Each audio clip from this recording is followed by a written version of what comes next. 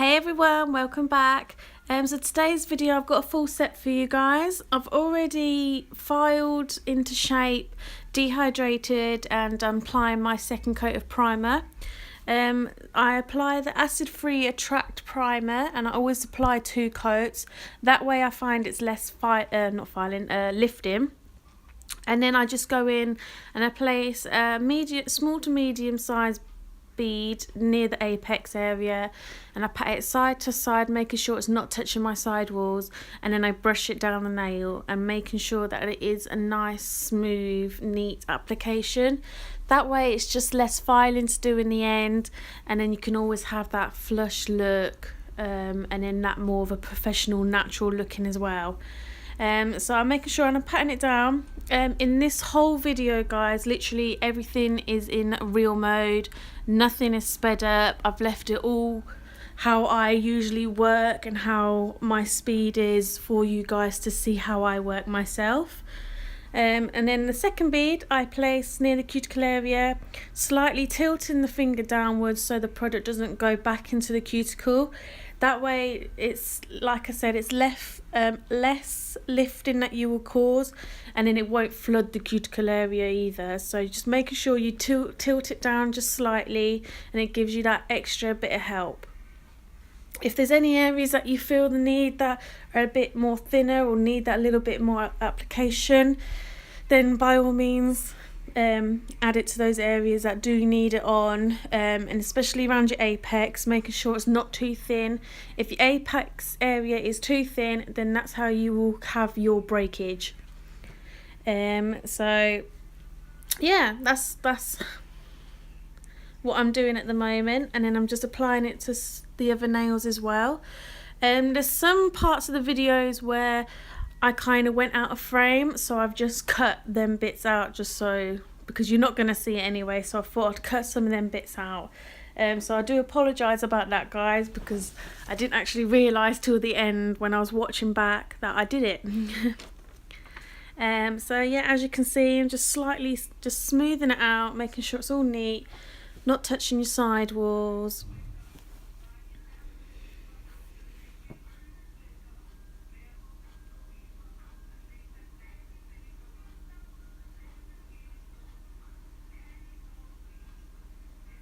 Also, a nice helpy tip for you guys is when you are applying your acrylic, always remember to wipe your brush before you dip it back into the liquid and dipping it back into the powder. That way you won't have a product build up into your brush.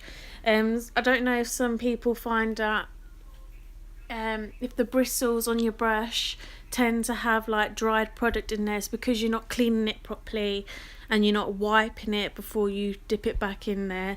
I used to do it when I first started, and it used to be so annoying. Excuse me. But yeah, that's a nice little tip for you guys, to make sure that you do remember to wipe your brush, just so you don't get that product build up, because it will ruin your brush in the end.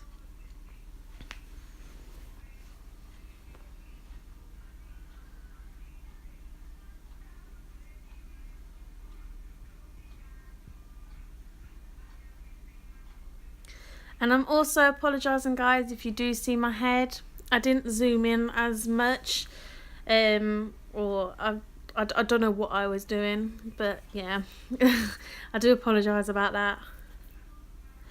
Just another little thing, guys. I did ask a question in one of my old videos about if anyone knows a really good camera, which is good to use to record videos, because I'm using my iPhone 6 because at the moment I can't really afford a camera. So if anyone does know any good affordable cameras which are good quality and easy to use, and can give me some good softwares to do my videos updates with, or to edit, I really would appreciate that, guys, because I've been trying to look everywhere and I don't know what's what, and I'd rather have your guys' opinions than go to a shop and then they sell me it just because they want the income. So if any guys out there know any good cameras to use with good quality, then please give me a heads up, because I really would like your input. Okay, once I've applied my acrylic and let it set and dry, I then go on to filing. I will use my smooth drop carbide drill bit to file, and I always make sure that your cuticle area is always flush. You do not want to have that ridge. So a good tip is, if you get your finger and near your cuticle and slightly scratch the surface, if you feel a bit of a ridge there, you need to make sure that you do just concentrate on that area, because you do not want to have that ridge, because that way, like, I don't know if other girls, like, I know in the past I have, where you're doing your hair and it gets caught in your hair, and it's so frustrating. So yeah, just making sure you have that nice and flush to the cuticle. The more natural looking you have it, the more professional, smooth, elegant look at the end you're gonna have. So I always use it on a low speed. There's no need to have it on a high speed setting, and you do not need to apply a lot of pressure.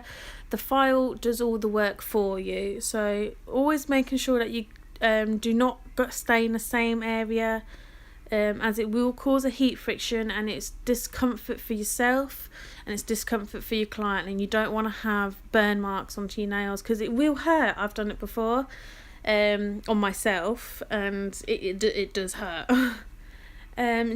Yeah, so I'm just making sure I go around the sidewalls and your cuticle area, and then just making sure that you go around the whole nail, making sure there's no ridges, there's no bumps, it's all smooth. And once I've done that, I then buff the nails, and then I'm ready for my gel application. Also, don't worry about my nails, guys, they're an absolute mess. I don't know if other nail techs out there do it, but I do it all the time. That where you get bored of a certain design, and then all of a sudden you think of something and you do it on one nail, and then you change it, and then you do a different design on another nail. I do it all the time, so you might see that in quite a few of my videos where I've got different coloured or multicoloured nails. It's because I get bored so easily, and I don't know, but if anyone else does it, let me know, because I don't want to be the only person.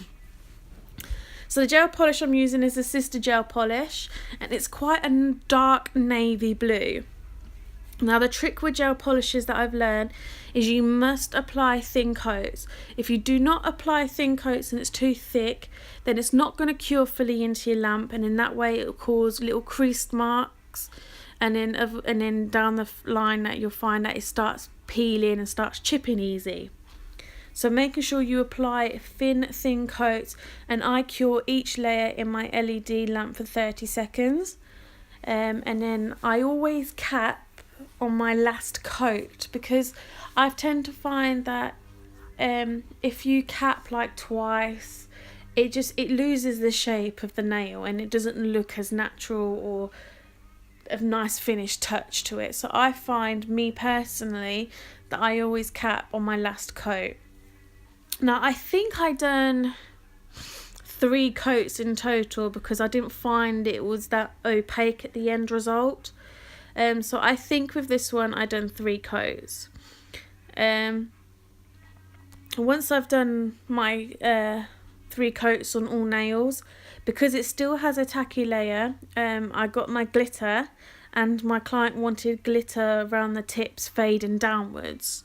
So I just applied that with a brush, and embedding it into the tacky layer, making sure it's all smooth. You can either use a nice little brush, or you can use your finger. Either way, it will still do its job. Once I've done that, then I top coat using Blue Skies No Wipe top coat. Once I've done that, I let it cure for 30 seconds in my LED lamp, and then I apply cuticle oil at the end. So that's the finished design look. I've left a little mini video and a picture at the end for you guys. So instead of boring you all half to death, I'll leave you here now. If you do like this video, guys, please give it a thumbs up. If you have any queries or comments, don't hesitate to contact me. I'll always try and get back to you guys as quick as I can. If anyone has any questions or wants me to try anything out, let me know and I'll try my best to sort you guys out for you. Alright guys, well I really hope you liked this video. I'll leave a link down below to check out my Instagram and my Facebook page. If you guys all want to go follow and have a look, I really would appreciate it. Until next time guys, bye!